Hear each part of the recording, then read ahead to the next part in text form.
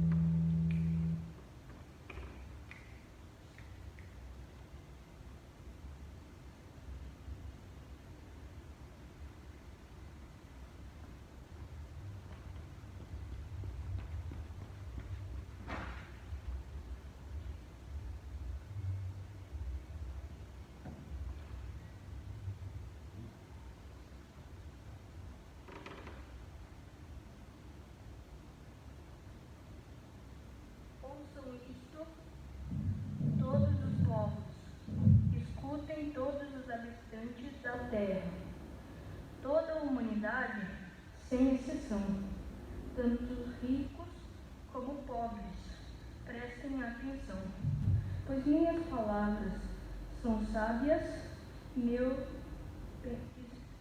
pensamentos cheios de entendimento.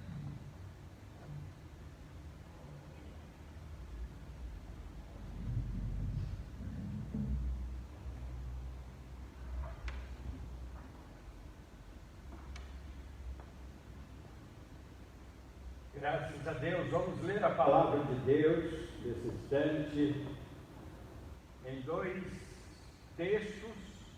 O primeiro, no livro de Ezequiel, profeta Ezequiel, capítulo 18, versículo 4. Ezequiel 18, 4. Deus está dizendo pela boca do profeta: eis que todas as almas são minhas, como a alma do Pai, também a alma do Filho é minha. A alma que pecar, essa morrerá. Romanos 6, capítulo 6 e versículo 23. Porque o salário do pecado é a morte, mas o dom gratuito de Deus é a vida eterna em Cristo Jesus, nosso Senhor. Amém? Irmãos, vamos falar nessa noite sobre a penalidade do pecado. É triste nós imaginarmos que, na medida em que a iniquidade vai crescendo na terra e os homens vão cada dia se degradando, piorando muito mais o seu estado pecaminoso, o próprio homem vai perdendo a noção dessa gravidade, dessa penalidade do pecado. Ele acha, o homem, que Deus não é tão injusto para punir os homens pelos seus pecados. Mas a palavra de Deus é clara em nos afirmar que Deus ama o pecador, mas Ele não pode tolerar o pecado. E nós temos aqui um assunto que é desagradável, mas nós temos que encará-lo. A penalidade imposta ao pecado, como foi declarado lá no Éden, quando Deus confrontou o primeiro casal, Adão e Eva, foi de que o seu pecado resultaria em morte. Portanto, o preço do pecado, a penalidade do pecado é a morte. E é interessante nós observarmos que a morte, ela não respeita ninguém e é vista como uma grande inimiga e um intruso no mundo, porque Deus não criou o homem para a morte. Ela está presente em todos os países e todo mundo sabe que mais cedo ou mais tarde terá que enfrentar a morte. Nós temos nesses últimas semanas e já quase 2 meses em que os noticiários, os jornais não falam em outra coisa senão nessa pandemia que tem ceifado milhares de vidas em todo o mundo. E não existem, irmãos, cidades sem cemitérios e sem funerárias. Mesmo nos lugares mais desenvolvidos da terra, ali a morte se faz presente, ali também há cemitério. E diante dessa dura realidade, todas as pessoas deveriam se preparar para enfrentar esse momento dramático, difícil, o da morte. E é importante que nós, à luz da Bíblia, entendamos o que significa, o que é a morte. A morte, segundo a Bíblia, é separação e não aniquilamento. Já ouvi pessoas dizerem que o homem é como os animais, morrendo acaba, se extingue, se aniquila, mas a Bíblia, a palavra de Deus, nos mostra diferente. A ciência tem provado que nada se desintegra no nada. Um cientista e técnico em foguetes, ele disse o seguinte: não existe conflito entre a verdadeira ciência e as verdades das Escrituras. A Bíblia deixa claro que a morte causa separação, mas não aniquilamento. Ou seja, o homem, depois que deixa esta vida, que deixa este mundo, ele ou vai viver na eternidade com Deus, ou na eternidade sem Deus.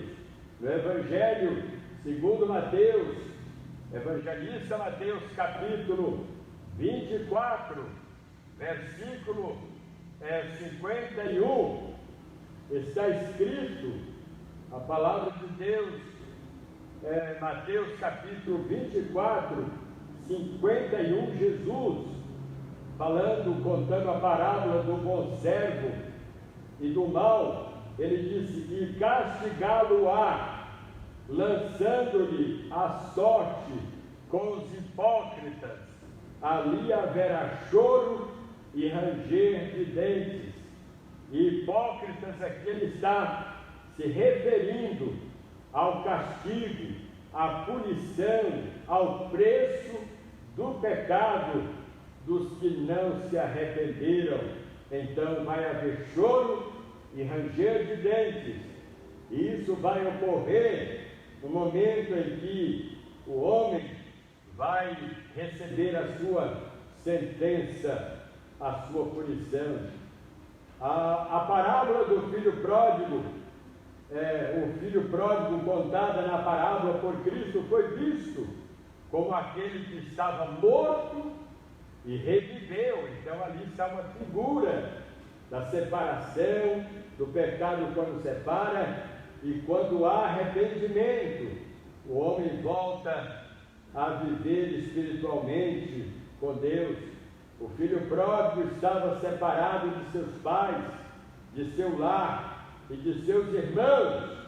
Então, amigos e irmãos, a desobediência levou aquele jovem, aquele personagem da parábola, a esse estado de separação, de comunhão quebrada com o seu pai.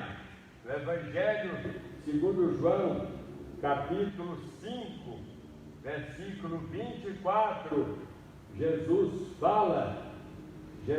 diz o seguinte: em verdade vos digo, quem ouve a minha palavra e crê naquele que me enviou, tem a vida eterna, não entra em condenação ou juízo, mas passou da morte para a vida.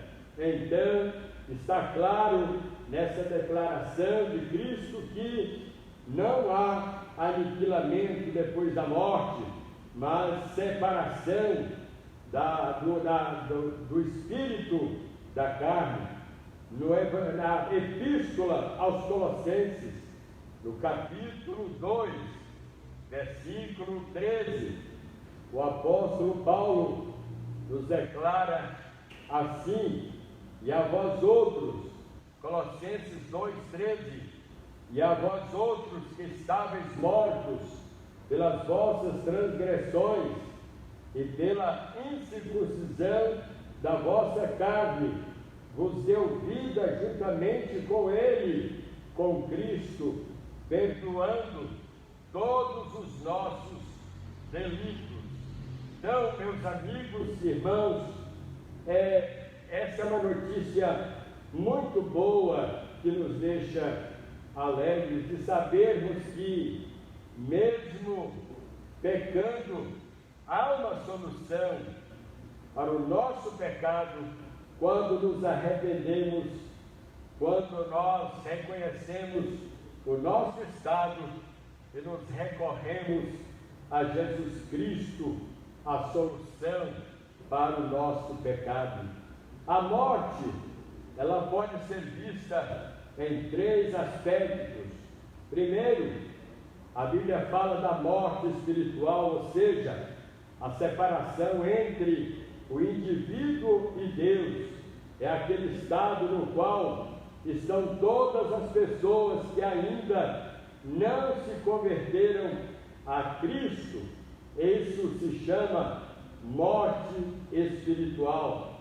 Na carta aos Efésios, capítulo 2, versículos 2 e 3, o apóstolo declara: nos quais andastes outrora, ou seja, no passado, segundo o curso deste mundo, segundo o príncipe da potestade do ar, do espírito que agora opera nos filhos da desobediência, Satanás, entre os quais também todos nós andamos outrora, ou seja, no passado, segundo as inclinações da nossa carne, fazendo a vontade da carne e dos pensamentos, e éramos, por natureza, filhos da ira, como também os demais. Observem aqui, irmãos, que há um preço. O pecado, ele traz no seu bojo um preço exorbitante sobre aquele que o pratica. E também no capítulo 4 da carta aos Efésios, verso 18, obscurecidos de entendimento, ou seja, mentes fechadas, alheios à vida de Deus, ignoram totalmente as coisas de Deus, por causa da ignorância em que vivem, pela dureza do seu coração, os quais, tendo-se tornado insensíveis, se entregaram à dissolução para, com avidez insaciável, cometerem toda sorte de impureza. Ele está falando daqueles que estão separados, que estão espiritualmente mortos, porque estão separados de Deus, cometendo ou praticando o pecado. Por natureza, homens e mulheres são rebeldes ao modo de vida oferecido por Deus. Eles ignoram totalmente o plano de salvação, o projeto que Deus já criou para a solução, para o perdão dos seus pecados. Portanto, aqueles que são rebeldes contra Deus não são favoráveis ao modo de vida que Deus está oferecendo através da pessoa de Jesus Cristo. No livro do profeta Isaías, capítulo 65, versículos 2 e 3, Deus, pela boca do profeta, nos fala o seguinte: estendi as mãos todo dia a um povo rebelde, que anda por caminho que não é bom, segundo os seus próprios pensamentos, povo que de contínuo me irrita abertamente, pessoas separadas de Deus, mentes obscurecidas, fazendo aquilo que entristece o coração de Deus. Todos os homens são naturalmente religiosos, mas não espiritualmente religiosos. Se você quiser se tornar participante da natureza de Cristo, a fim de tornar-se filho de Deus, precisa nascer de novo. Não tem outra saída, irmãos, não tem outra solução a não ser através do sacrifício de Jesus e do seu sangue derramado naquela cruz. No Evangelho de João, capítulo 3, quando Jesus mantém aquele diálogo com o professor Nicodemos, ele responde no versículo 5: em verdade vos digo, quem não nascer da água e do Espírito não pode entrar no reino de Deus. O que é nascido da carne é carne, e o que é nascido do Espírito é Espírito. Então, Jesus mostra para Nicodemos que não há outra saída. A sua religiosidade não lhe leva ao céu. A sua boa índole não lhe leva ao céu. As suas boas obras não lhe levam ao céu. A única coisa que pode nos levar ao céu é o nosso arrependimento e a aceitação do sacrifício de Jesus Cristo naquela cruz, na cruz do Calvário. Cristo morreu exclusivamente para os ímpios.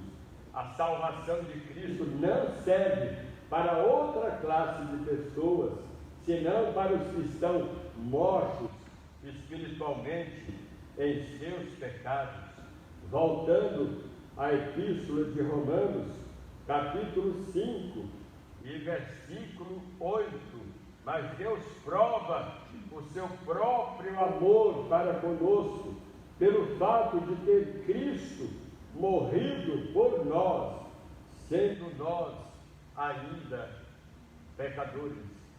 A segunda classe de morte, o segundo aspecto de morte, além da morte espiritual, nós temos a morte física. Ela também é resultado do pecado. Adão ficou sujeito à morte física desde o dia em que ele e a esposa desobedeceram a Deus. Olha a sentença que lhe foi dada por Deus, no capítulo 3, versículo 19 de Gênesis: no suor do teu rosto comerás o teu pão, até que te tornes a terra, ou seja, até ao momento da morte, porque dela foste tomado, porquanto és pó, e em pó te tornarás. Então está aqui a sentença, o preço do pecado através da morte física. Primeiro, a morte espiritual com a separação de Deus, a tendência do homem em praticar o pecado. Segundo, a morte física como consequência da separação de Deus. Todo ser humano terá que passar pela morte física. E o terceiro aspecto é a morte eterna. A nossa oração, meu amigo, minha amiga, é que você, nesta noite, não deixe de fazer a sua decisão por Cristo, para que Ele, pelo seu sacrifício, pelo seu sangue, o liberte dos seus pecados e, consequentemente, da segunda morte. Nenhuma linguagem humana é capaz de descrever esta terrível realidade da morte eterna, ou seja, a separação definitiva de Deus. No livro de Apocalipse, no capítulo 20, versículos 14 e 15, olha que declarações fortes nós temos aqui. Então a morte e o inferno foram lançados para dentro do lago de fogo. Essa é a segunda morte. A primeira morte é a morte física. A segunda morte é a morte eterna, a separação de Deus. Essa é a segunda morte, ou seja, o lago de fogo. E se alguém não foi achado inscrito no livro da vida, esse foi lançado para dentro do lago de fogo. Como é que ainda existem pessoas que não acreditam no castigo eterno, que não acreditam no inferno? Irmãos, em todas as cidades de quaisquer países, há punições para os criminosos, para os delituosos, há cadeias, há prisões, em alguns países há pena de morte. Então, em todos os países há punições para os que se rebelam contra as leis daquele país. Deus seria diferente em não punir aqueles que o desobedecem, aqueles que praticam o pecado. Cristo advertiu-nos contra a segunda morte. Ela é definitivamente pior que a morte física. Estar perdido para sempre é muito pior do que morrer fisicamente. O inferno é uma pavorosa realidade. É o destino daqueles que morrem sem Cristo e sem esperança. O fato de alguns não crerem não altera em nada, porque todos aqueles que para lá foram porque não creram e rejeitaram a Jesus Cristo. No Evangelho de Mateus, capítulo 25 e versículo 30, o Senhor Jesus fala assim: e o servo inútil lançai-o para fora nas trevas, ali haverá choro e ranger de dentes. A segunda vinda de Cristo será gloriosa para muitos, mas para outros será terrível.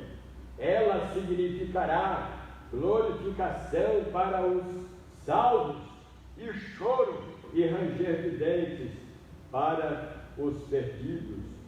E a palavra de Deus, a Bíblia Sagrada, nos fala que os perdidos serão julgados segundo as suas obras. Deus registra as ações dos homens e os homens são responsabilizados pelos seus atos e declarações, palavras, pensamentos, enfim, todos os pecados que o homem comete. Ele será cobrado por isso, se não se arrepender a tempo. Tudo será matematicamente reproduzido. A Bíblia fala que Deus é amor, mas não tolera o pecado. Deus, meus ouvintes, meus amigos, meus irmãos em Cristo, vamos falar isso, vamos proclamar isso para tantos que ainda desconhecem ou não acreditam nessas verdades, endurecem seus corações pela incredulidade dos seus, gerados pelos seus pecados. Muitos fazem planos para o presente e para o futuro, mas nem todos colocam nos seus planos essa questão e esse assunto tão pertinente a respeito da sua salvação. Então, nesta noite, nós gostaríamos que você, meu amigo, minha irmã, pudesse pensar nessas verdades. E se você ainda não tem a certeza de para onde irá a sua alma, gostaria que hoje você recebesse a Cristo, ou atendesse ao toque que Ele está usando e falando ao seu coração. Não faça como aquele moço rico que só se preocupou com seus bens materiais e se esqueceu de se preparar para encontrar-se com Deus. E naquela noite veio a ele a voz de Deus dizendo: louco, esta noite te pedirão a tua alma, e o que tens preparado, para quem será? Gostaria que nesses dias em que muitos estão pensando na morte, por causa dessa doença, desse vírus, nós, como igreja, pudéssemos também aproveitar as oportunidades para mostrarmos para essas pessoas que não há necessidade delas estarem apavoradas ou viverem angustiadas com medo da Covid-21, porque Deus tem uma saída, e mesmo que Ele permita a morte, Ele tem um propósito em tudo que acontece conosco. Portanto, preparemos-nos, estejamos alertas, estejamos atentos a tudo que está acontecendo, porque Deus está nos avisando, nos mostrando que o nosso pecado, ele tem um preço, ele será punido caso não haja arrependimento, mas que nesta noite você possa se arrepender para que o seu pecado seja perdoado e não haja penalidade para ele. Que Deus nos abençoe.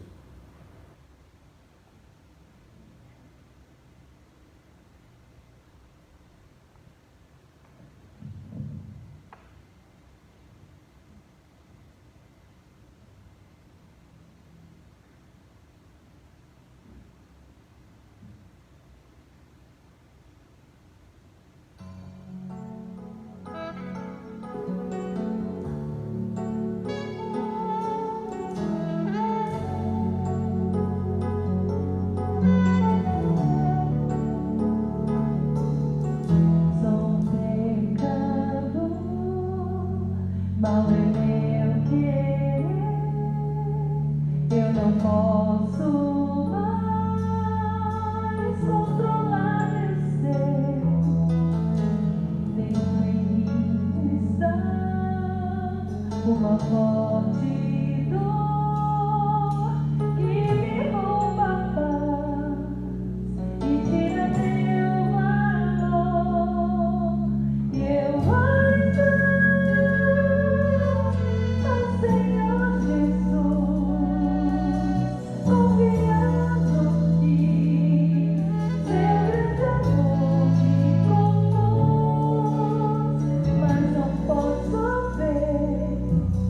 Espera